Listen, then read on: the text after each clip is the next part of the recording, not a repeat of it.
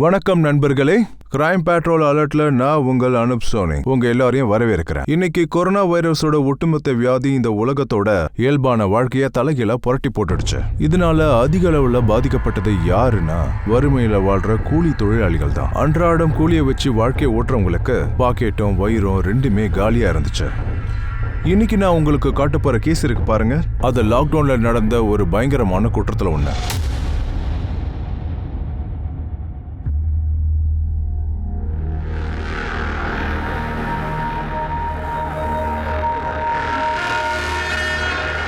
அட இவங்க யாருப்பா? ஏய் ஹலோ, எங்க அப்படிலாம் சும்மா இங்கே என்ட்ரி கிடைக்காது. அப்படின்னா ஒரு ஆளுக்கு 1000 ரூபாய் கொடுக்கணும். நீங்க 2 பேர் இருக்கீங்க. 2 பேருக்குன்னா 2000 ரூபாய். 2000 ரூபாய் வேணும், புரிஞ்சுதா? பணம் எதுக்கு தரணும்? இது எங்க வீடு, எங்க கிராமம். அட வீடு இருக்குன்னா வியாதியை கொண்டு வருவியா?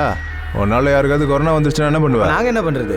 அட இந்த மாதிரி கொஞ்சம் இருமா வரேன். ஏய் சார் சார் சார் பாருங்க அவங்க என்ன சொல்றாங்கன்னு. என் கிராமத்துக்குள்ள நான் வரதுக்கு என்கிட்டயே பணம் கேட்கறாங்க சார்.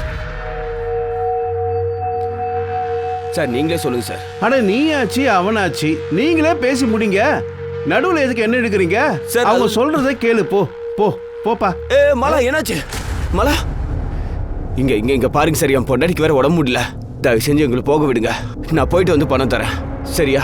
இப்போ உங்ககிட்ட எவ்வளோ இருக்கு? இப்போ என்கிட்ட வெறும் 500 ரூபாய் தான் இருக்கு. சரி அதை கொடு. அட்வான்ஸாக வச்சுக்கிறேன். இதெல்லாம் சாயந்தரமா வாங்கிக்கிறேன், சரியா? சரி போ. 1500 ரூபாய் சாயங்காலம் கொடுண்ணா. பார்த்து வா. ஹலோ தம்பி, எங்க போற? முதல்ல மாஸ்க போடு, கையை நீட்டு. அட திருப்பி காட்டுப்பா. இங்க பாரு, இது என்ன தெரியுமா? ஸ்டாம்ப். இப்போ உன் கை காட்டுமா. இனிமே நீங்க அடுத்த 14 நாளைக்கு வீட்டை விட்டு வெளியே வரக்கூடாது. எங்கேயும் சுத்தக்கூடாது. சுத்தி வியாதியை பரப்பாதீங்க, புரியுதா? அப்புறம் வீட்டில் யாருக்காவது ஜலதோஷம், சளி, இருமல் ஏதாவது இருந்தா உடனே கோவிட் டெஸ்ட் எடுத்துக்கணும், புரிஞ்சுதுல? சரி போங்க.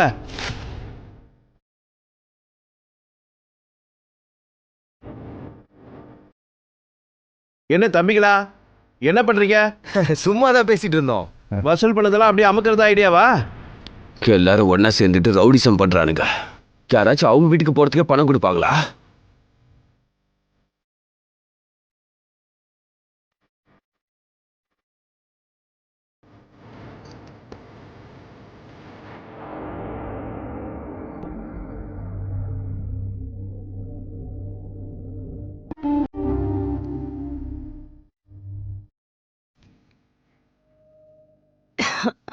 என்னங்க, ஏதாவது யோசிச்சிங்களா?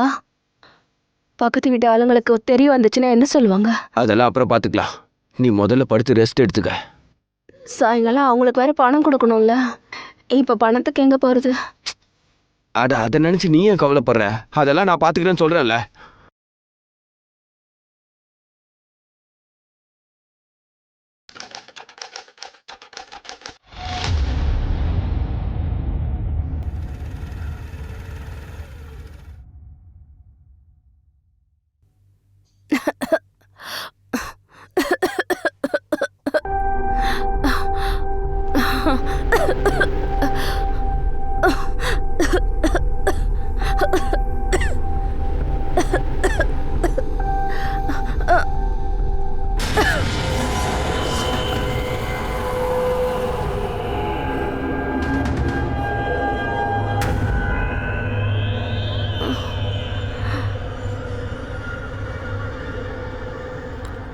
ஒரு பக்கம் அந்த கொடிய வியாதியை நம்ம எல்லாரும் எதிர்த்து போராடிட்டு இருக்க நேரத்துல மறுபக்கம் இன்னொரு வைரஸும் இருக்கு.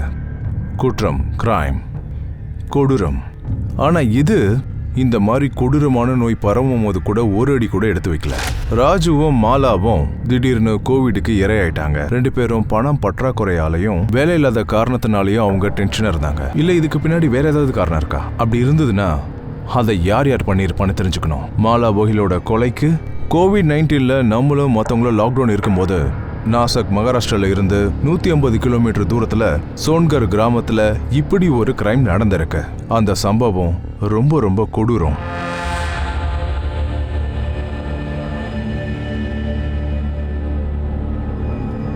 இப்படியே போனா பட்னி கிடந்து நம்ம செத்துருவோம் போல இருக்கு. எப்ப வேலை கிடைக்கும்னு தெரியல. நான் என்ன சொல்ல வரேன்னா, கிராமத்துக்கே போயிடலாம். எல்லாம் சரியானதும் திரும்ப வந்துடலாமே. ஆனா அங்க நம்ம குடும்பம் இருக்கு, இங்க நமக்குன்னு யாரு இருக்கா? பிரச்சனை வந்தா முடிஞ்சது.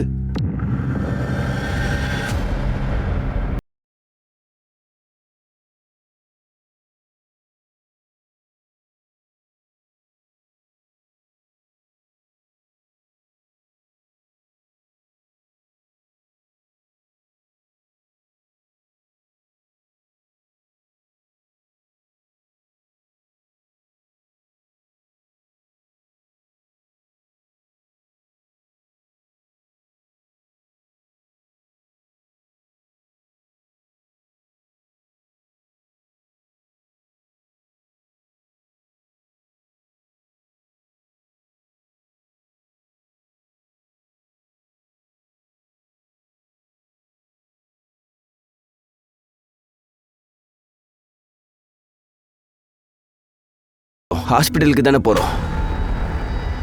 இன்னைக்கு வர சொல்லியிருக்காங்க. நீங்க ஹாஸ்பிட்டலுக்கா போறீங்க? ஆமா. இல்ல, நீங்க அங்க போக வேணாம். நம்ம சாப்பாடு எங்க வேணா வாங்கிக்கலாம், நீங்க அங்க போகாதீங்க. நான் சொல்றத கேளுங்க, அது ரொம்ப பெரிய தப்பா போயிடும். சொல்றத கேளுங்க. பொறுமையா நம்ம பக்கத்து வீட்ல கூட கேட்டு வாங்கிக்கலாம். நான் சொல்றது கொஞ்சம் கேளு. மாலா, நான் சொல்றது கேளு ப்ளீஸ். நான் சொல்றது கேளு. அப்படி நடந்த விஷயத்துல ஹாஸ்பிட்டல் மேல எந்த தப்பும் இல்ல. அந்த குழந்தை பிறக்கணும்னு நமக்கு விதி இல்லை போல இருக்கு. நான் இப்ப குழந்தைய பத்தி பேசவே இல்லைங்க. நான் இப்ப நம்மளை பத்தி தான் பேசிட்டு இருக்கேன். அந்த ஹாஸ்பிட்டல் எனக்கு பெரிய கொடுமை நடந்திருக்கு. என்ன நடந்துச்சு மாலா, சொல்லி என்னாச்சு? அந்த ஹாஸ்பிட்டல்ல டாக்டர் என் விஷயத்துல ரொம்ப பெரிய தப்பு பண்ணிட்டாங்க. என்ன? வேணாம் வேணான்னு கெஞ்சி கூத்தாடி அவங்க அதை கண்டுக்கவே இல்லைங்க.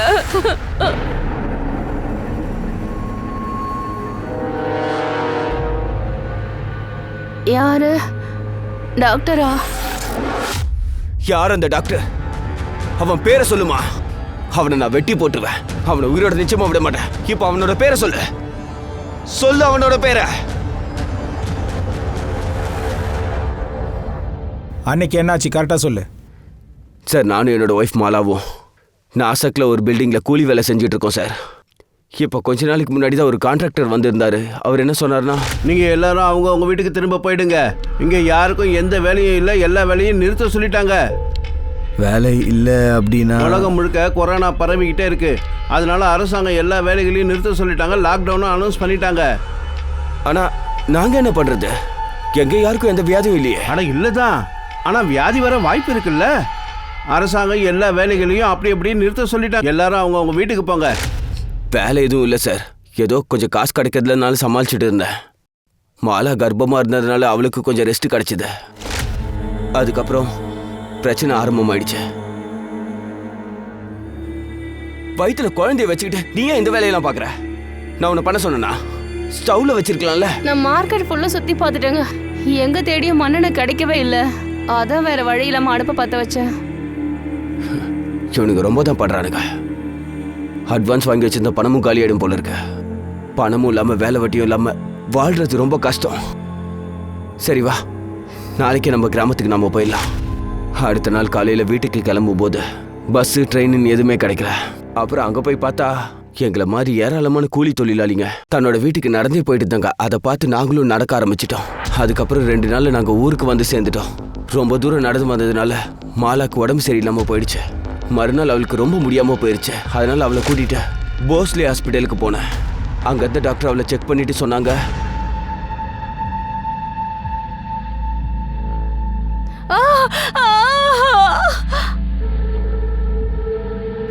டாக்டர் சார், மாலாக்கு இப்போ உடம்பு எப்படி இருக்க? அவ ரொம்ப தூரம் நடந்ததுனால தான் இந்த பிரச்சனையே வந்திருக்கு. குழந்தை நல்லா இருக்கா இல்லையான்னு நான் செக் பண்ணி சொல்றேன். மாலாக்கு ஜுரமும் இருமலும் இருக்கு. அவளுக்கு கொரோனா டெஸ்ட்டும் பண்ணணும். ரிப்போர்ட் வர வரைக்கும் அவ இங்க ஐசோலேஷன் வார்ட்ல இருந்தாகணும். கொரோனா பத்தி தெரியும்ல? தெரியுங்க. அந்த பழப்போட வியாதியால தானே இதெல்லாம் மூஞ்சி எப்படி மூடிக்கிட்டு நடக்க வேண்டியிருக்கு. அதனால தான் எங்களுக்கு வேலை வெட்டியெல்லாம் கெட்டு போச்சு. வீணா போன வியாதி இல்ல, அதி பயங்கரமான வியாதி அது. மேம், மாலை எப்போ பார்க்கலாம்? இன்னும் அவளுக்கு மயக்கம் தெரியல. மயக்கம் தெளிஞ்ச உடனே போய் பார்க்கலாம். அது வரைக்கும் கொஞ்சம் வெயிட் பண்ணுங்க. அதுக்கப்புறமா அதாவது தெரிய வந்துச்சு கரு கலைஞ்சு போயிடுச்சுன்னு. ரொம்ப வருத்தப்பட்டேன் சார். இது எங்களோட முத குழந்தை. மாலா மொத்தமா மனசொடைஞ்சு போயிட்டா. இப்ப நாங்க வீட்டுக்கு கிளம்பலாம்ல? இல்ல இப்ப மாலா வீட்டுக்கு போக முடியாது. அவளோட கொரோனா டெஸ்ட் ரிப்போர்ட் இன்னும் வரவே இல்ல. அதனால அவ ஐசோலேஷன் வார்டில் இருந்தாகணும். நீங்க கொஞ்சம் தள்ளியே இருங்க. ஒருவேளை அவங்களுக்கு கொரோனா இருந்தா உங்களுக்கு வந்துடும். அவங்க என்ன ஹாஸ்பிட்டல்ல நிக்கவே விடல. நான் என்ன பண்ண முடியும்? திரும்ப வீட்டுக்கு வந்துட்டேன். ஆனா மாலா 2 நாளைக்கு அங்கதான் இருந்தா. 5ஆம் தேதி 6ஆம் தேதி நான் வீட்டுக்கு கூட்டு அப்பதான் அவ சொன்னா டாக்டர் 2 நாளைக்கு அவளை மிஸ்யூஸ் பண்ணிருக்கா. உன் மனைவி மாலாவை பார்த்தாகணும். மாலா நீங்க பயப்பட வேண்டிய எந்த அவசியமும் இல்ல. நாங்க உங்களுக்கு ஹெல்ப் பண்ண தான் வந்திருக்கோம். சொல்லு, ஹாஸ்பிட்டல்ல உனக்கு என்னதான் நடந்துச்சு? என்னோட கரு கலைஞ்சதுக்கு அப்புறம் நான் 2 நாளைக்கு ஹாஸ்பிட்டல்ல அட்மிட் ஆயிட்டேன். டெஸ்டோட ரிசல்ட்டுக்காக வெயிட் பண்ணிட்டு இருந்தேன். ஆனா அந்த 2 நாள்லயும் ஒரு டாக்டர் என்ன பாலியல் ரீதியா துன்புறுத்தினாரு. அந்த டாக்டரோட பேர் தெரியுமா? அந்த ஆளை அடையாளம் காட்ட முடியுமா? இல்ல. கடவுள் தான் உனக்கு கண்ணை கொடுத்துருக்காருல்ல, இல்ல கண்ணை மூடிட்டு கடந்தியா? நடந்த விஷயத்த சார் கிட்ட சொல்றதுக்கு என்ன? இல்ல நீ நல்லா என்ஜாய் பண்ணிட்டு தான் இருந்தியா? சொல்லு. ஏய் சார் வந்து இவ பொண்டாட்டிக்கிட்ட எப்படி தான் பேசுவியா? பொண்டாட்டி தானே. இங்கே பாருமா, உனக்கு அவனை அடையாளமும் தெரியாது, அவன் பேரும் தெரியாதுன்னு சொல்கிற. அப்போ எப்படி அவனை பிடிக்கிறது? சார், அந்த ஆளு கொரோனாக்காக டாக்டர்ஸ் தலையிலேருந்து கால் வரைக்கும் முழு ட்ரெஸ் போட்டிருந்தாங்க. முகத்துல மாஸ்க்கும் போட்டிருந்தாங்க. உடல் ரீதியாக நான் சோர்ந்து போய் படுத்திருந்தேன். ஆனால் கூட நான் என்னால் முடிஞ்ச அளவுக்கு தடுக்க முயற்சி பண்ணேன். ஆனால் அவன் விடவே இல்லை. மலா, மலா, வேற ஏதாவது சொல்லணும்னு நினைக்கிறியாமா? சார், அவளுக்கு உடம்பு வேற சரியில்லை சார். சார், இவ்வளவு கேள்வி கேட்கறது பதிலா அந்த டாக்டரை போய் பிடிங்களா? சார், என்னால் நம்பவே முடியல. இந்த மாதிரி நேரத்தில் ஜனங்க ஒருத்தங்க சந்தேக பார்வையில் தான் பார்ப்பாங்க. யாராலையும் கொரோனா வந்துடக்கூடாதுன்னு தான் பார்ப்பாங்க. ஆனால் ஒரு டாக்டர் பேஷண்ட்டையும் ரேப் பண்ணியிருக்காங்க சார். அதுவும் கொரோனாக்கான டெஸ்ட்டு இன்னும் வரல. ஆனால் சார், மாலாவுக்கு கொரோனா பாசிட்டிவ்னு வந்துருச்சுன்னா? கைக்வாட், நீ டிபார்ட்மெண்ட்டில் இருந்துக்கிட்டு இப்படிலாம் யோசிக்கிற. ஆனால் இந்த மாதிரி 1000 கேசஸ் இருக்குது. ஜனங்க பெருசாக உயிரை மதிக்கவே இல்லை. இவனுங்கெல்லாம் வக்கரம் பிடிச்ச ஆளுங்க தெரியுமா? இவனுங்க வைரஸ்க்கெல்லாம் பயப்படுவானுங்களா? அவனுங்களை விட்டு தள்ளு. நார்மலான ஆளுங்க கூட கொரோனா வைரஸோட பிரச்சனைகளை புரிஞ்சுக்கிட்டாங்கன்னா அப்புறம் நாம கூட உயிரை பணைய வச்சுக்கிட்டு ரோட்டில் சுத்த தேவையே இருக்காது. அப்புறம் இந்த மாலா விஷயம், அவள் ஏதோ ஒரு விஷயத்தை நம்மக்கிட்ட மூடி மறைக்கிறா. கண்டுபிடிக்கலாம் இரு. சார், அப்படி நடக்க வாய்ப்பே இல்லை. இந்த மாதிரி ஒரு சுச்சுவேஷன்ல நீங்களே யோசிச்சு பாருங்க. ஒருவேளை இந்த விஷயம் டாக்டர்ஸ் அண்ட் பேஷண்ட்ஸ்க்கு தெரிய வந்தா என்ன ஆகும்? ஏற்கனவே ஸ்டாஃப்ஸ்லாம் வேற ரொம்ப கம்மியா இருக்காங்க. இப்போ எதனா ஆயிடுச்சுன்னா எந்த ஒரு டாக்டரும் எந்த ஸ்டாஃப் திரும்ப இந்த மாதிரி டியூட்டிக்கு வருவாங்க? டாக்டர்ஸ் மட்டும் இல்லை, பேஷண்ட்ஸ் கூட ஹாஸ்பிட்டல் வரத்துக்கு பயப்படுவாங்க. டாக்டர், ஒரு நிமிஷம். அதை நான் சொல்லலை. உங்கள் ஹாஸ்பிட்டலுக்கு வந்த ஒரு பேஷண்ட் தான் கம்ப்ளைண்ட் கொடுத்துருக்காங்க. உங்களில் யாரோ ஒரு டாக்டர் ரேப் பண்ணியிருக்காங்க. அவங்கள ஐசோலேஷன் வார்டில் கோவிட் டெஸ்ட்டுக்காக வெயிட் பண்ண வச்சுருந்துருக்காங்க. கண்டிப்பாக விசாரிச்சு தான் ஆகணும். நீங்கள் என்கிட்ட இருந்து என்ன எதிர்பார்க்குறீங்க? சிசிடிவி ஃபுட்டேஜை பார்க்கணும். உங்களுக்கு தான் எல்லாம் தெரியும்ல. லேடிஸுக்கான ஐசோலேஷன் வார்டில் சிசிடிவி கேமரா கிடையாது. நம்மக்கிட்ட 5ஆம் தேதி 6ஆம் தேதிக்கான லாபி அண்ட் பேசேஜுக்கான ஃபுட்டேஜஸ் இருக்கு. அதை தான் நீங்கள் இப்போ பார்க்குறீங்க.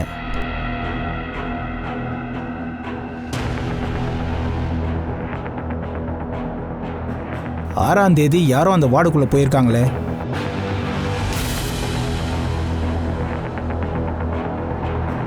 இங்கே பாருங்க, அவனுக்கு நல்லா தெரிஞ்சிருக்கு அங்கே சிசிடிவி இருக்குன்னு. அதான் அவன் ஃபேஸை கவர் பண்ணிட்டு போயிருக்கான். இப்போ உங்களுக்கு நல்லா தெரிஞ்சிருக்கும்ல. அது உங்கள் ஹாஸ்பிட்டல் ஸ்டாஃபே தான். டாக்டராக இருக்க வாய்ப்பில்லை. அதாவது மாலா சொன்ன விஷயம் அது உண்மை. உங்கள் ஹாஸ்பிட்டலில் எத்தனை ஸ்டாஃப்ஸ் இருக்காங்களோ அத்தனை பேரையும் விசாரிச்சாகணும். கூப்பிடுங்க.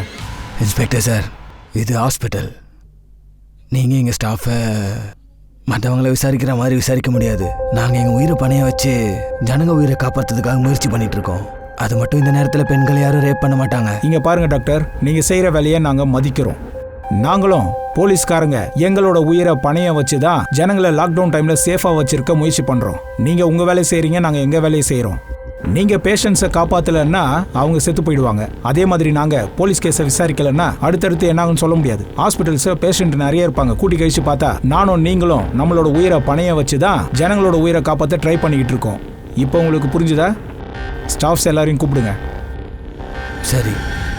பாருங்க, மாலா விஷயத்தில் நடந்த சம்பவம் ஒருவேளை நாளைக்கு உங்களுக்கும் நடக்கிறதுக்கு வாய்ப்பு இருக்கு, நடக்கக்கூடாது இருந்தாலும் நடக்க வாய்ப்பு இருக்கு. நீங்க கொஞ்சம் புரிய வைங்க. போலீஸோட ப்ளீஸ் கோஆப்ரேட் பண்ணுங்க. உங்களுக்கு அதை பற்றி என்னென்ன தெரியுமோ எல்லா உண்மையும் ஓப்பனாக இவங்ககிட்ட சொல்லிடுங்க. சார் அது மாலா என்கிட்ட சொன்னாங்க, டாக்டர் அவங்கள ரேப் பண்ணதா சொன்னாங்க. நானும் அவங்களுக்கு சொல்லி புரிய வச்சேன், ஆனால் அவங்க அதை கேட்கவே இல்லை. போலீஸ் கிட்ட கம்ப்ளைண்ட் பண்ணி என்ன பண்ண போறீங்க? போன மானம் திரும்பி வந்துருமா என்ன? எது நடந்துச்சோ அது நடந்து முடிஞ்சிருச்சு. இப்போ நீங்கள் போலீஸ் கிட்ட போனா கிராமம் முழுக்க அது தெரிய வந்துடும். அப்புறம் கிராமத்தில் யாரும் உன்னை மதிக்கவே மாட்டாங்க. நீயே யோசிச்சு பாரு, எல்லாத்துக்கும் மேலே உன் புருஷனே உன்னை விட்டுட்டு போயிடுவான். பாரு, நான் உன்னோட நல்லதுக்காக தான் சொல்கிறேன். விஷயத்தை மூடி மறைக்க உங்களுக்கு யார் பர்மிஷன் கொடுத்தா? போலீஸ்காரங்க நாங்கள் யூனிஃபார்மை சும்மா போட்டுட்டு இருக்கோமா? ஜாக்கிரதை, இன்னொரு தடவை யார்கிட்டயாவது இப்படி அட்வைஸ் பண்ணன்னு வை. மாலா மட்டும் இல்லை, ஒவ்வொரு மனுஷனுக்கும் நியாயம் கிடைச்சே ஆகணும், யாருக்கு அநியாயம் நடந்தாலும் சரி. புரிஞ்சுதா? நிலைமை ரொம்ப மோசமாக இருக்குப்பா. ஒரு வழியா இந்த கிராமத்துக்கு வந்து சேர்ந்துட்டோம். திடீர்னு இப்படி கிராமத்துக்கு திரும்பி வரணும்னு நினைக்கவே இல்லை. நல்ல வேலை பத்திரமா வந்து சேர்ந்துட்டோம். நான் இன்னும் 50-60 கிலோமீட்டர் நடக்க வேண்டியிருக்கோம். சரி, பார்த்து ஜாக்கிரதையா போ. வீட்டுக்கு போய் சேர்ந்தது எனக்கு கால் பண்ணு. நீயும் பத்திரமா இருப்பா. சரி வா. அவனையுமே சும்மா விடக்கூடாது. ரொம்ப ஓவரா தான் போயிட்டு இருக்கானுங்க. டீ சாப்பிடு. எரிச்சிடுறேன். இப்போ கொஞ்சம் அமைதியா இருங்க. யாரை எரிச்சு தள்ள போறீங்க? ஹாஸ்பிட்டல்ல இருக்க அந்த டாக்டர் தான். எல்லாரையுமே எரிச்சு கொன்னுருவேன். பாருங்க, நீங்க கொஞ்சம் அமைதியா இருங்க. போலீஸ் அவனை தேடிக்கிட்டு தானே இருக்காங்க. உனக்கு நான் எத்தனை தடவை சொல்லியிருக்கேன், எப்படி உன்னால இப்படி அமைதியா இருக்க முடியுது? அந்த டாக்டர் மாட்டிக்கணும்னு விரும்புறியா இல்லையா? என்னங்க நீங்க எப்படி சொல்றீங்க?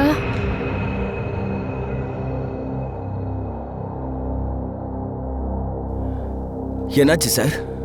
அந்த டாக்டர் நீங்க பிடிச்சிங்களா இல்லையா? இங்க பாரு ராஜு, சார் இன்னும் வரல, கொஞ்ச நேரம் கழிச்சு வா. அப்புறம்லாம் இல்லை, எனக்கு இப்ப தெரிஞ்சாகணும். அந்த டாக்டரை பிடிக்கிறது உங்களுக்கு இன்னும் எவ்வளவு டைம் ஆகும்? சும்மா கத்திக்கிட்டு இருக்காத, இது உன்னோட வீடு கிடையாது, போலீஸ் ஸ்டேஷன், புரியுதா? நாங்க விசாரிச்சுட்டு தான் இருக்கோம். நீ கேட்டதுக்காக ஒரு விஷயம் சொல்றேன், நல்லா கேட்டுக்கோ. யாரும் உன்னோட மனைவியை ரேப் பண்ணாங்களோ அவன் ஒன்னும் டாக்டர் கிடையாது, புரியுதா உனக்கு? எனக்கு புரிஞ்சிடுச்சு, இப்பதான் எனக்கு எல்லாமே புரியுது. அவன் டாக்டர், பெரிய ஆளு, பணம் இருக்கிறவன். அவன் எப்படி நீங்க பிடிப்பீங்க? தான் ஒரு சாதாரண கேள. என்னோட கஷ்டத்தை எவன் பாப்பான்? நான் சொன்னா எவன் சார் பாப்பான்? ராஜு, எதுக்கு கத்திக்கிட்டு இருக்க? சார் அது நீ சொன்னதை நம்பி தானே விசாரிச்சுக்கிட்டு இருக்கோம். அவனை பிடிச்சதுக்கு அப்புறம் இன்ஃபார்ம் பண்றோம், வந்து பாரு. சும்மா போலீஸ் ஸ்டேஷன் வந்து இப்படி கலாட்டா பண்ணிட்டு இருக்காத, அப்புறம் உன்னையும் உள்ள தூக்கி போட்டுருவேன். ஜாக்கிரதை, போ வீட்டுக்கு போ. ஓன்னு சொன்ன.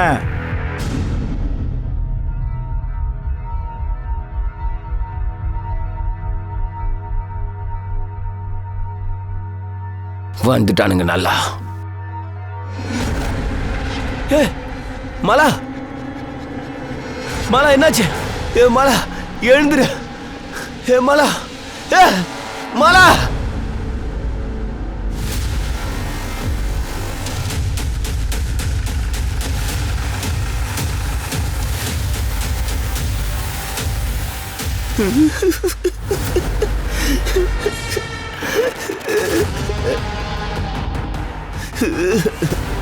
என்ன நிக்கிற? என்னன்னு பாரு.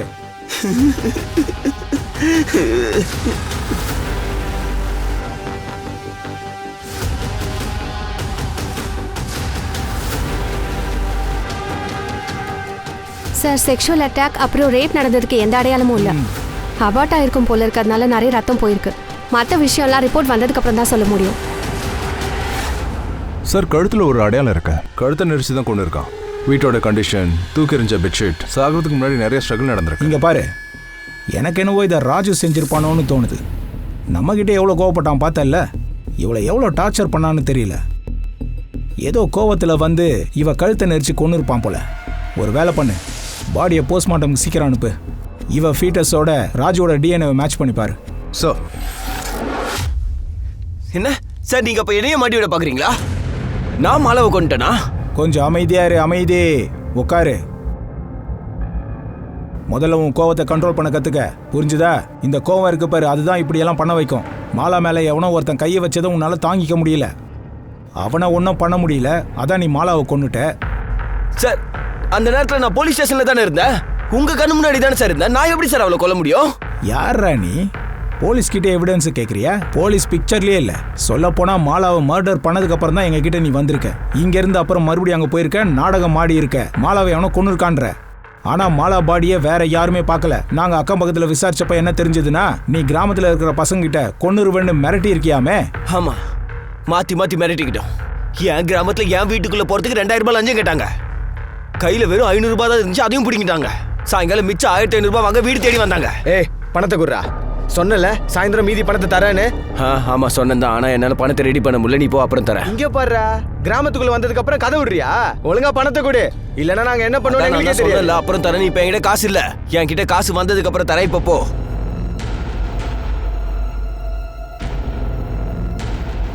வேணும்னா ஒரு வேலை செய்யலாம். பணம் வேணா விட்டு தள்ளு. என்ன?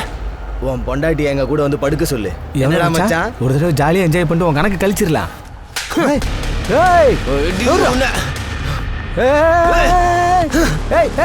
பேச்சு பேசுறேன். போங்கடா. உன்னை விட மாட்டேன்டா. என்ன பண்றேன்னு பாரு. அவனுங்கள நாங்க தூக்கிடுறோம் இரு. ஆனா மாலாவோட மர்டர் கேஸ் சால்வ் ஆகாத வரைக்கும் நீ இந்த ஊரை விட்டு எங்கேயும் போக கூடாது. சொல்லுங்கடா, சொல்லுங்க. உண்மையை சொல்லுங்க. சொல்லாதீங்களா இல்லையா? ஒரு நிமிஷம் இரு. சொல்லுங்கடா, சொல்லுங்க. சொல்லுங்கடா. சார் சொல்றேன் சார். அவங்க கிட்ட நாங்க பணம் வாங்குறது வழக்கம் சார். கூலிக்காரங்க, கிராமத்தாளுங்க கிராமத்துக்குள்ள இருக்கிறதுக்காக பணம் வாங்குவோம். ஏய், ராஜு வீட்ல என்ன நடந்துச்சு அதை சொல்லு. சார் நாங்க மீதி 1500 ரூபா வாங்க போனோம் சார். அங்க கொஞ்சம் சண்டை வந்துருச்சு சார். ஆனா சார், அவன் பொண்டாட்டி நாங்க எதுவும் தப்பா பேசவே இல்லை சார். ராஜு தான் சார் எங்களை அடிக்க வந்தான். ஓட அடிக்க வந்தான் சார். ஆமா சார், எங்களை பழி வாங்கணும்னு நினைச்சிட்டான் சார். ரொம்ப அவமானப்படுத்திட்டான் சார். ஆனா சார், மாலாவை நாங்க எதுவும் பண்ணல சார். ஆமா சார், நாங்க 2 பேரும் கொல்லல சார். இதுதான் நம்மளோட யங் ஜெனரேஷன். எஃப்ஐஆர் போட்டு உள்ள தள்ளு. சார், கிராமத்துக்குள்ள அலோவ் பண்ணுறதுக்குலாம் நாங்கள் யார்கிட்டையும் எந்த பணமும் வாங்கலை சார். சார், இந்த பசங்க இப்படிலாம் பண்ணாங்கங்கிறது எனக்கு தெரியாது சார். என்னோட டியூட்டி நான் ரொம்ப நேர்மையாக செஞ்சுக்கிட்டு இருக்கேன் சார்.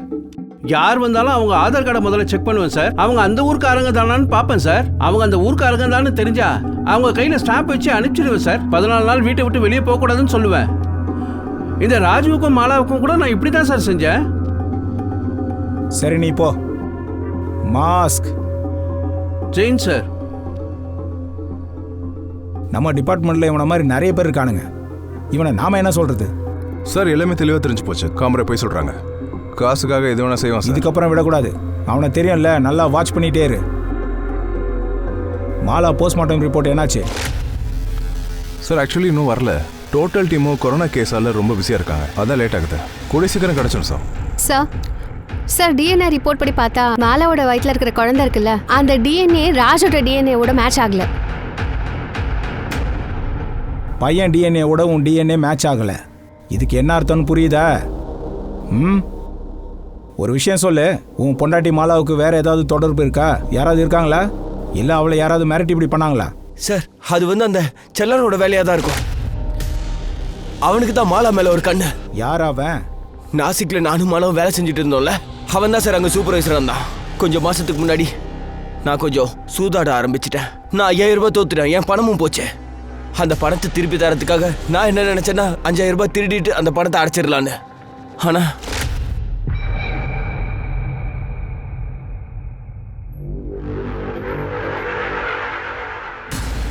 திருடுறியாடா? திருடுறியா? சாப்பிடுற தட்டிலேயே துப்புவியாடா நீ? இல்ல, நான் இன்னும் கொஞ்ச நேரத்துல உன்னை என்ன பண்றேன் பாரு. டேய், உன்னை என்ன பண்ற பாரு. நான் சொல்றது கேளுங்க கொஞ்சம். என்ன உன்ன மாதிரி திருட்டு பையன் நினைச்சியாடா? அவ்வளவுதான், கிளம்பு. இனிமே இந்த வேலையை நீ மறந்துரு. உன்னை நான் சும்மா விட மாட்டேன். உன்னை ஜெயிலுக்கு அனுப்புறப்ப. இல்ல ஒரு நிமிஷம். அட, நம்ம பிரச்சனை நம்மளே பேசி தீர்த்துக்கலாம்னா? அதுக்கு ஒரே வழிதான் இருக்கு. அது என்னன்னு சொல்லுங்க, நீங்களே சொல்லுங்க.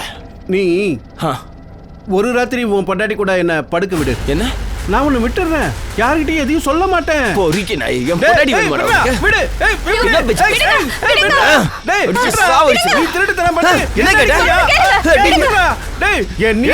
திருட்டு பயல, உன்னை எல்லாம் விட மாட்டேன்டா. உன்னை விட்டு வைக்கவே மாட்டேன்.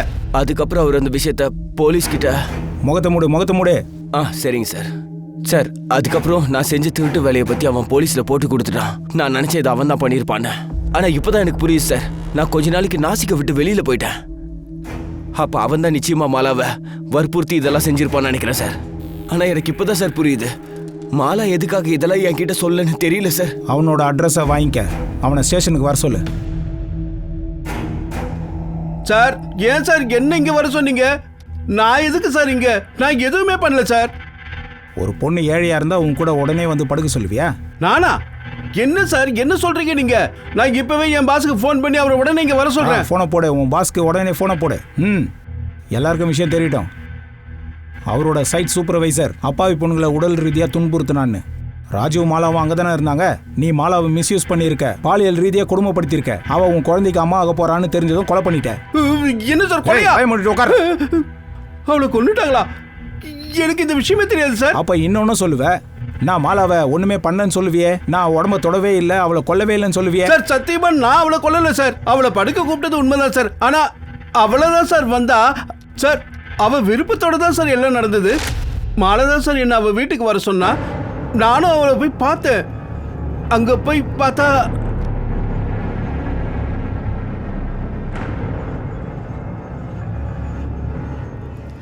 நீ என் கூட படுக்கணும்னு ஆசைப்பட்டல, உனக்கு என்ன பண்ணணுமோ பண்ணிக்கோ. ஆனா ராஜுவை பத்தி யார்கிட்டயும் கம்ப்ளைண்ட் பண்ணாத. போலீஸ்கிட்டயும் சரி சேட்டுக்கிட்டயும் சொல்லிடாத.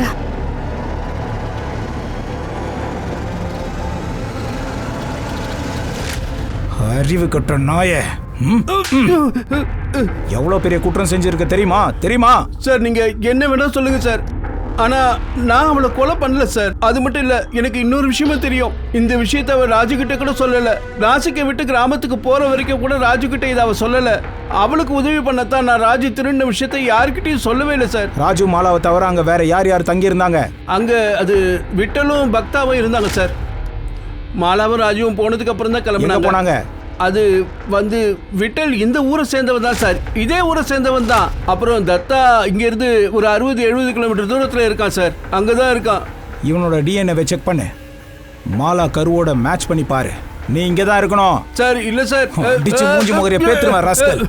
இந்த வாமன் சேலர் என்ன சொல்றான்னா, அதாவது மாலா தாம் புருஷன் ராஜுவை காப்பாத்துறதுக்காக அவன் கூட தொடர்பு வச்சிருந்திருக்கா. இப்படி கூட இருக்கலாம்ல, வேற யார் கூடயாவது வேற ஏதாவது ஒரு காரணத்துக்காக அவ மறுபடியும் உறவு வச்சிருக்க வாய்ப்பு இருக்குல்ல. ஹாஸ்பிட்டல்ல ரேப் நடந்தது உண்மையா? அப்படி இல்லைன்னா அவன் நம்ம கிட்ட போய் சொன்னாளா? இல்ல வேற ஏதாவது காரணத்துக்காக அவ ஹாஸ்பிட்டல்ல யார் கூடயாவது உறவு வச்சுக்கிட்டாலா என்ன? சார், இந்த வாமன் சொல்றதை நம்ம எப்படி நம்ப முடியும்? ஒருவேளை அவன் பொய் சொல்லி இருக்கலாம்ல. ஒருவேளை இருக்கலாம். ஆனா நம்ம கிட்ட இது வரைக்கும் எந்த எவிடன்ஸும் இல்ல. என்னாச்சு சார்? டீ நல்லா இல்லையா?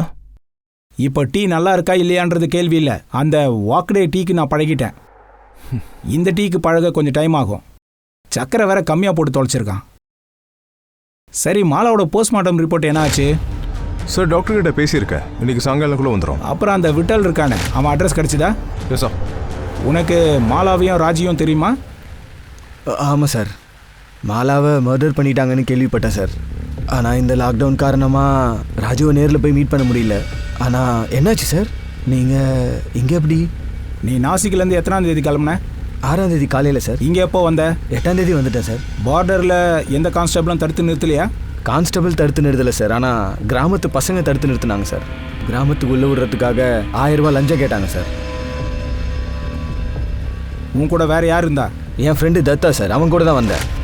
அவன் என்ன பண்ணிக்கிட்டு இருக்கான்? என் கூட நாசிக்கில் வேலை செஞ்சுட்டு இருக்கான் சார். அவன் எங்கே போனான்? அவன் வேற கிராமத்தில் இருக்கான் சார். 8ஆம் தேதி வந்ததுக்கப்புறம் எங்கெங்கே போனேன்? சார், இங்கே லாக்டவுனுன்றதுனால வெளியே எங்கேயும் போக முடியல சார். வீட்டில் தான் இருக்கேன். வீட்டில் தான் இருந்தியா? ஆமாம் சார், கண்டிப்பாக. இவனுக்கும் டிஎன்ஏ டெஸ்ட்டை பண்ணு.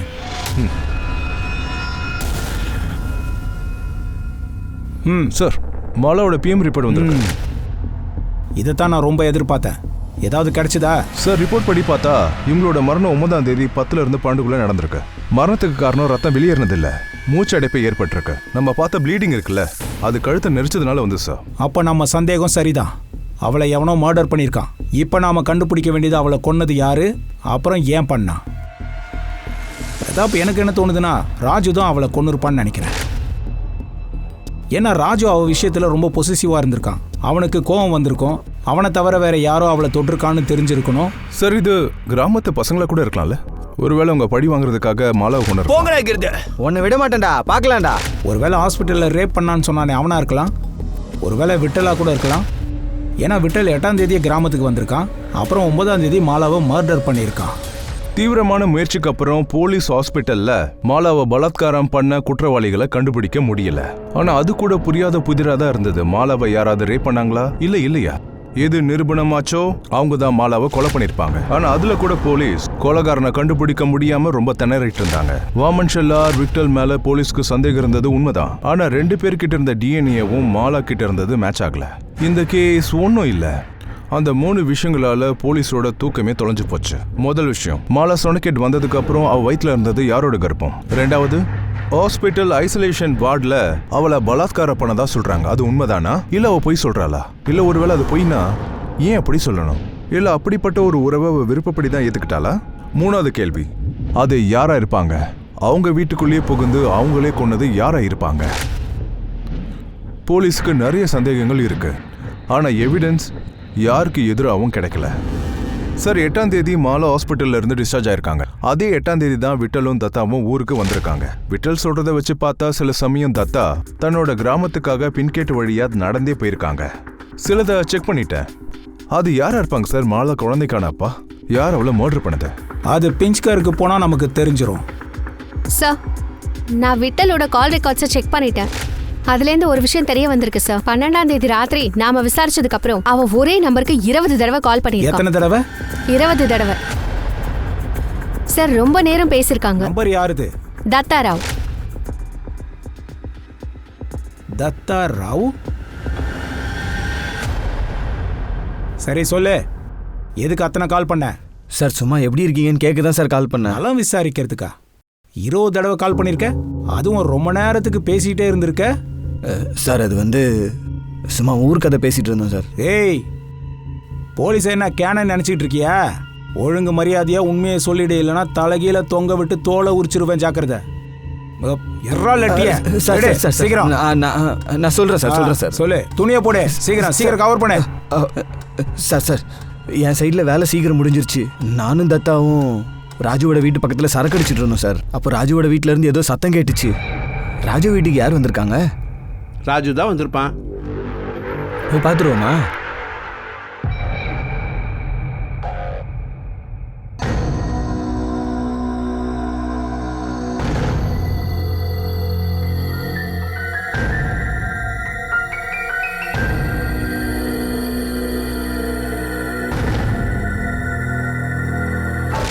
சார் அப்பதான் நான் இந்த வீடியோ எடுத்தேன் சார். ப்ளே பண்ணு.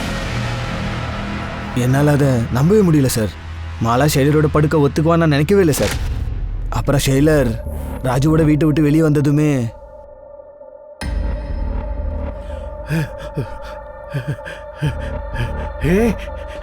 ட்ரெஸ் அவரடி. அண்ணே, உனக்கு என்ன பைத்தியமா? கிளம்பிங்க இருந்து. போ, இல்லைன்னா கத்திடுவேன். கிளம்பிங்க இருந்து. என்னடி ஓவரா கத்துற? இப்ப நான் கத்துற பாக்குறியா? ஊரையே கூட்டி சொல்றேன்டி. ராஜு எங்க ஊர்ல இல்லாத நேரத்துல டெய்லர் கூட நீ மஜாவா இருந்த விஷயத்த சொல்றேன்.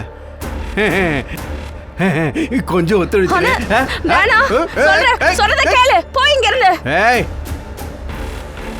ஒழுங்கா துணி அவுக்குறியா இல்ல எல்லாரையும் கூப்பிடவா? என்ன எதுக்கு சார் அடிக்கிறீங்க? நான் எந்த தப்பு பண்ணல. டேய் வாயை திறந்து சொல்லேடா. அப்ப நான் போய் சொல்றேனா? நான் சொல்றேனா போய்? சார் இத பாருங்க சார். பாரு, படம் போட்டு காட்டுறான் பாரு. ஏண்டா இதுக்கு மேல என்னடா போய் சொல்லுவேன்? நான்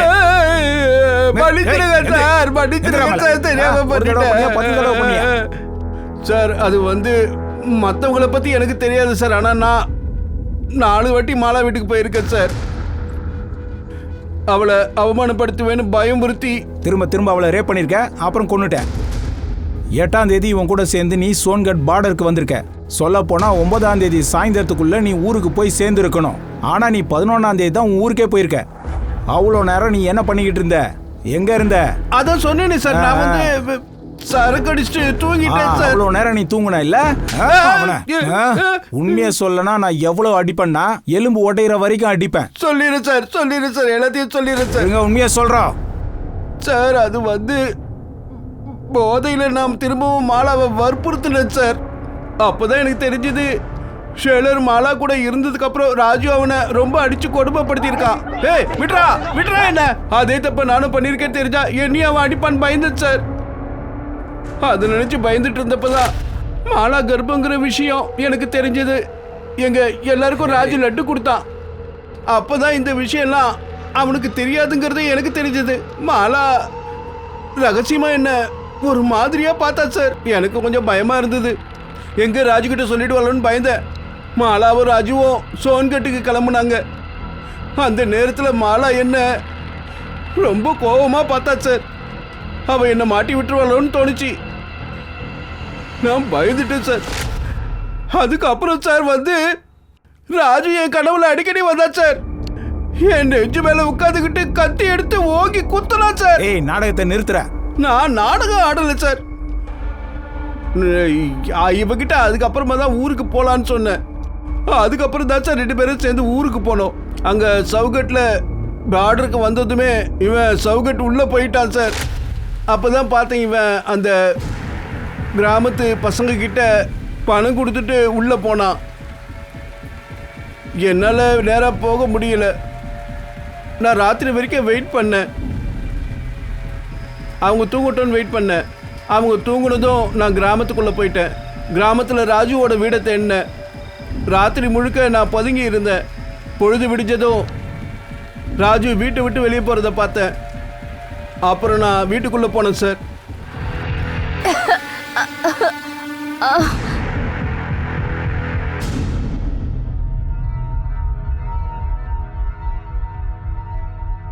குடி, நீ குடிக்கிற கடைசி தண்ணி குடி. ஏன்னா இப்ப நீ சாக போற. நீயா? ராத்திரிலாம் எனக்கு தூக்கமே வரல. நீ ராஜு கிட்ட சொன்ன மாதிரியும் அவன் வந்து என்ன கொல்ற மாதிரியே கனவு வருது. பயமா இருக்கு. பேசாம நீ செத்துரு. நான் அவர்கிட்ட ஏதோ சொல்லவே இல்லை. சத்தியமா? நான் தினம் சாக முடியாதுல்ல. 9ஆம் தேதி நீ சோன்கடுக்கு போயிருக்க. அப்ப 5ஆம் தேதி 6ஆம் தேதி மாலாவை எப்படி ரேப் பண்ண? இல்ல சார், 6ஆம் தேதி நான் நாசிக்ல இருந்து கிளம்பிட்டோம் சார். 2 நாளா நாங்க நடந்து போயிட்டே இருந்தோம். இவனையே கேளுங்க சார், நாங்க ஒன்னா தான் இருந்தோம் சார். 6ஆம் தேதி நான் ஊர்லயே இல்லை சார். அப்ப எப்படி சார் ரேப் பண்ண முடியும்? மாலாவோட ரேப்பு அப்புறம் மர்டர் 2 கேஸையும் இவன் மேல ஃபைல் பண்ணு. இவனை கூட்டு போ. சார் வா. தத்தாவோட டிஎன்ஏ ரிப்போர்ட்ல இருந்து ஒரு விஷயம் நிரூபணம் ஆயிடுச்சு. மாலா வயித்துல இருந்த கரு தத்தாராவோட தான். மாலாவோட குழந்தை அப்புறம் எப்படி கொலை செஞ்சாங்கன்றதும் தெரிஞ்சு போச்சு. அப்புறம் இன்னொரு விஷயம் அன்சால்வ்டா இருக்கு. ஹாஸ்பிட்டல்ல மாலாவை பலாத்காரம் பண்ணது யாரு? அது யாரா இருப்பாங்க? COVID-19 மாதிரி ஒரு கொடூரமான நோய் இருக்கும் போதே இத பண்ணது யாரு? அப்படிப்பட்ட வக்ரம் பிடிச்ச மனநிலையில உள்ளவனை தேடி போலீஸ் இந்த கேஸ மறுபடியும் விசாரிக்க ஆரம்பிச்சாங்க. அப்பதான் தெரிஞ்சது பலாத்காரம் பண்ணது அந்த ஹாஸ்பிட்டல்ல இருக்கவங்க யாருமே இல்லைன்னு. வெளியில இருந்து தான் ஒருத்தன் பண்ணிருக்கணும். 5ஆம் தேதி 6ஆம் தேதி நீ தானே டியூட்டியில் இருந்த? சரி, இதை சொல்லு. எத்தனை நாள் வந்தாங்க? யார் யார் வந்து போனாங்க? யாரெல்லாம் வரவிட்ட? சார், இங்கே யாருமே வரல சார். நான் யாருமே வர விடல சார். வெறும் ஹாஸ்பிட்டல் ஸ்டாஃப் மட்டும்தான். அப்படியா? இப்படி கேட்டால் சொல்ல மாட்டேன். விஷயத்தை உடச்சே கேட்குறேன். கிராமத்து பசங்க யாராவது கிராமத்துக்குள்ளே வந்தால் உள்ளே விடுறதுக்காக ஒரு ஆளுக்கிட்ட 1000 ரூபாய் வாங்குறான். உன்னோட ரேட் என்ன? என்ன சார் நீங்க இப்படி கேக்குறீங்க? சார், பேசிக்கிட்டு இருக்கேன்ல. செஞ்ச தப்ப ஒத்துக்க. நீ தப்ப ஒத்துக்கிட்டா செத்து போன பொண்ணுக்கு நியாயம் கிடைக்கும். நான் டென்ஷன் ஆகி வேற மாதிரி டீல் பண்ணேன்னா உனக்கு நியாயம் கிடைக்காம போயிடும். புரிஞ்சுதா? இன்னும் புரியலையா? நல்லா யோசிச்சுக்க. உன்னை நாங்கள் இப்போ கூட்டிட்டு போறோம் ஸ்டேஷனுக்கு. அடி வெளுக்கிறோம். அப்போ யார்கிட்ட போய் நீ நியாயம் கேட்ப? சொல்ற? சார், தப்பு பண்ணிட்டேன் சார். என்னை மன்னிச்சிருங்க சார். 2 நாளைக்கும் ஒரே ஆள் தான் சார் வந்து போனான். அவன் என்கிட்ட என்ட்ரி போட்டு கொடுக்கறதுக்காக பணம் கொடுத்தான். அவன் சொன்னா அவரோட அங்கிள் இங்கே தான் இருக்காருன்னு. அவரை பார்க்க வந்ததா சொன்னான். அவன் பேர் என்ன? விஷ்ணு மாத்தர். அந்த ஹாஸ்பிட்டல்ல பேஷண்டா இருக்காரு. பிரதீப் மாத்ரே, அவரோட மருமகன் தான் அவன். கேட்டீங்கல்ல? இவனை அரெஸ்ட் பண்ணுங்க. சார், அன்னைக்கு நான் என் மாமாவை பார்க்க தான் போனேன். ரொம்ப டென்ஷனாக இருந்துச்சு சார். அதான் டென்ஷன் ஆன. அதுவும் ஹாஸ்பிட்டல்ல ஒரு பொம்பளைய ரேப் பண்ணியிருக்காங்க. அப்புறம் உன் அங்கிள், அந்த பொம்பளை அவ வார்டு பக்கத்துல தான் இருந்திருக்கு. என்ன சார் நீங்கள் என் வீட்டுக்கு வந்து இந்த மாதிரிலாம் ரேப்பு கீப்புன்னு பேசிகிட்டு இருக்கீங்க? வீட்டு ஆளுங்களுக்கு தெரிஞ்சிச்சுன்னா அப்புறம் அவங்க என்னை பற்றி என்ன நினைப்பாங்க சார்? உன் அங்கிள் கொரோனா பாசிட்டிவ் தானே? அவரை நல விசாரிக்க தானே போனேன். அப்போ கூட உன் மனசு திருப்தி ஆகலையா? திரும்ப திரும்ப அவரை நல விசாரிக்க போயிருக்க. அப்போ உன் உயிர் மேலே ஆசை இல்லை? சார், இங்கே பாருங்க, எனக்கு இதுக்கும் எந்த சம்மந்தமும் இல்லை. நீங்கள் தயவு செஞ்சு என்னை இதில் மாட்டி விட பார்க்காதீங்க. என் வீட்டுக்கு வந்து நீங்கள் என்னையே இப்படி அவமானப்படுத்திட்டு உங்களுக்கு சந்தோஷமா இருக்குன்னா ப்ளீஸ் நீங்கள் கிளம்புங்க. சரி, கண்டிப்பாக போயிடுறோம். வா, அப்படியே ஒரு வேலை பண்ணலாம். இவனோட டிஎன்ஏவையும் டெஸ்ட் எடுங்க. நீ தான் ஒன்றுமே பண்ணல, அப்போ டிஎன்ஏ டெஸ்ட் கொடு. ஆ, நீ முடியாதுன்னு சொன்னால் எல்லாருமே சந்தேகப்படுவாங்க. இல்லை இல்லை, அது வந்து நீங்கள் எடுத்துக்கோங்க. டிஎன்ஏ எடுக்கும்போது மிஷினோட கண்டிஷன் எப்படி இருந்ததுன்னு பார்த்தியா? கண்டிப்பாக ரேப் அவன் தான் பண்ணியிருப்பான் போல. ஏன்னா 5ஆம் தேதி 6ஆம் தேதி அவனை தவிர ஹாஸ்பிட்டலுக்கு யாரும் வரல. ஹாஸ்பிட்டலில் இருந்த ஸ்டாஃபோட ஹிஸ்ட்ரியை நாம் எடுத்தாச்சு இல்லையா? சார், நம்ம கிட்ட அவனுக்கு எதிராக எந்த எவிடன்ஸுமே இல்லையே. நம்ம டிஎன்ஏ சாம்பிள் எடுத்துட்டோம் சரிதான், ஆனால் அதை வச்சுக்கிட்டு என்ன பண்ணுறது? ஹலோ ஹலோ, வரோம், கொரோனாக்கான வேக்சின் வந்துடும், டென்ஷன் ஆகாத. Sorry sir. சார், நான் கேஸ் விஷயமா ஒரு விஷயத்தை கண்டுபிடிக்க ட்ரை பண்ணிட்டு இருந்தேன். சார், ஐசியூ வார்டில் ஸ்ப்ரெட்ஷீட்டை டிஸ்ட்ராய் பண்ணுறதுக்காக ஒரு ப்ரொசீஜர் ஃபாலோ பண்ணுவாங்க. ஒருவேளை ஏதாவது பாசிட்டிவ் பேஷண்ட் இருந்தால் அவங்களோட டிசீஸ் இன்னொருத்தவங்களுக்கு போகக்கூடாது. சார், மோஸ்ட்லி ஏதாவது ஹாஸ்பிட்டலில் இந்த ப்ரொசீஜர் ஃபாலோ பண்ணாங்கன்னா அப்போ விஷ்ணுவோட கழுத்தை நெரிக்கிறதுக்கு நம்ம கிட்ட பாசிபிள் இருக்கு. எப்படி சார்? சரி, ட்ரேஸ் பண்ணு. ஹாஸ்பிட்டலில் இந்த ப்ரொசீஜரை ஃபாலோ பண்ணுறாங்களா இல்லையான்னு பாரு. சார், அப்படி இருக்குன்னா விஷ்ணு கண்டிப்பாக வசமாக மாட்டிப்பான்.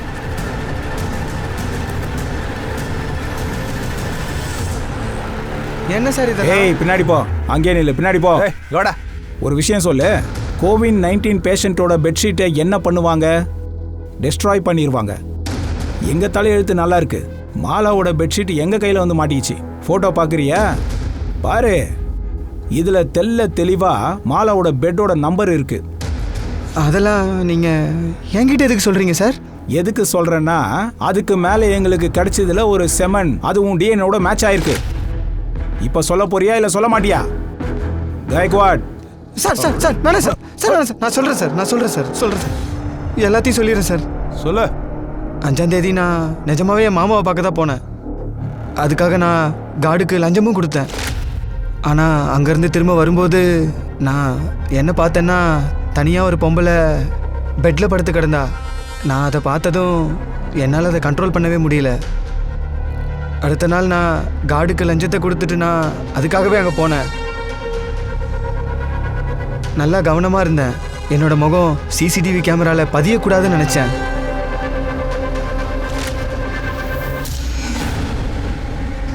யாரு? டாக்டரா? உடம்புக்கு முடியாம போராடிக்கிட்டு இருக்கிற ஒரு பேஷண்ட்டை கூட விடாம நீ ரேப் பண்ணியிருக்கல்ல? அவ கோவிட்-19 தப்பிச்சிட்டா. ஆனா உன்ன மாதிரி ராட்சசன் கிட்ட இருந்து தப்பிக்க முடியல. சார்ஜ் ஷீட் ஃபைல் பண்ணு. கொரோனா வைரஸ் மாதிரியான ஒரு அதிபயங்கர வியாதி லாக்டவுனும் நமக்கு நிறைய விஷயங்களை கத்து கொடுத்துச்சு, நிறைய விஷயங்களையும் காட்டிடுச்சு. அநேகமா நம்ம முன்ன விட ரொம்ப அலர்ட்டா தான் இருக்கும். இவ்வளவு ஆபத்தான ஒரு நேரத்துல சில பேர் தன்னோட சம்பாத்தியம், தன்னோட சேவிங்ஸையும் டொனேட் பண்ணிட்டு முன்ன பின்ன தெரியாதவங்களுக்கு கூட உதவி செய்ய ட்ரை பண்ணாங்க. இந்த விஷ்ணு மாத்ரே, தத்தாராவ், வாமன் ஷெல்லார், அப்புறம் விட்டல் மாதிரி ஆளுங்க கொஞ்சம் கூட திருந்தவே இல்லை. மாலா பாவம் வாழ்வா சாவான்னு போராடிட்டு இருந்திருக்கா. அதோட ஆரம்பம் அவளோட புருஷன் ராஜுவை காப்பாத்துறதுக்காக அவ எடுத்த தப்பான முடிவு. இந்த கேஸ்ல இருந்து நம்ம ஒரு விஷயத்த கத்துக்கிட்டோம். தப்பான காரியங்களை செய்யறதுக்கு சரியான வழி எதுவுமே இல்ல. அதனால தப்பு நடந்தா எதிர்கொள்ளுங்க, அதுல இருந்து பாடத்தை கத்துக்கோங்க, மறுபடியும் அந்த பிரச்சனை போய் விழாதீங்க. நான் அனுப் சோனி உங்ககிட்ட இருந்து விடைபெறுகிறேன். மற்றும் ஒரு கிரைம் அலர்ட்டோட இன்னொரு எபிசோட்ல உங்களை நான் சந்திக்கிறேன். அது வரைக்கும் நீங்களும் உங்க குடும்பத்தை பத்திரமா பாத்துக்கோங்க, சேஃபா இருங்க, அலர்ட்டா இருங்க. தொடர்ந்து பாருங்க crime patrol alert. Jai Hind.